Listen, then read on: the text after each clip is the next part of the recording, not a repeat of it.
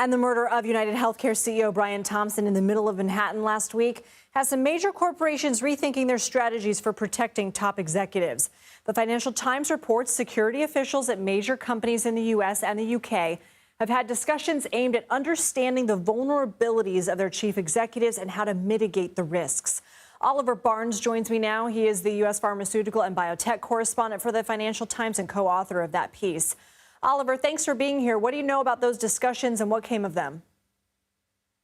Yeah, well, what was striking, of course, about the murder of Brian Thompson last Wednesday was he didn't have any security attachment with him as he walked to the hotel in Midtown Manhattan. And I think what that killing has provoked is thoughts amongst chief security officers at some of the biggest companies in the US and overseas about whether or not the security detail that executives has is sufficient. And there are companies like Meta, which spend tens of millions of dollars each year on securing the safety of their chief executives. And there are others who spend considerably less. And I think it's those kind of companies now which have been reassessing their plans in recent days. I want to go over some of those companies in a minute, but do we know why Thompson didn't have security?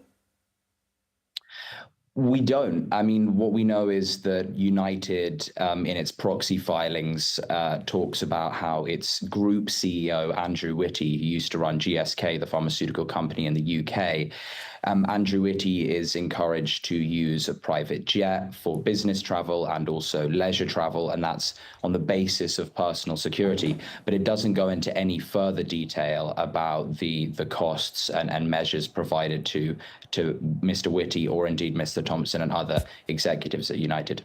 So what are some of the changes to corporate security that may come out of all this, and which companies are already spending a lot of money to protect their executives? I mean, I've been speaking to a bunch of CSOs, the chief security officers, in recent days.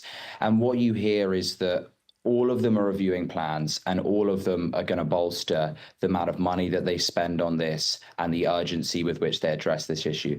And it's kind of interesting to look, for instance, at what some of the COVID vaccine makers, such as Pfizer and Moderna, both of which have been targeted by a lot of online hate and conspiracy theory off the back of the pandemic, did following the pandemic. They both massively upped their spend. Both of them spend over $1 million each on the security for their chief executives. And I would suspect that money that's being spent at the moment by big pharma groups that have been targeted by all these online threats during the pandemic, a lot of other companies, healthcare companies, insurers, others would now be considering the need for those, despite the fact they haven't always been in the crosshairs as such of online conspiracy and threats. Oliver Barnes, thank you so much. Thanks.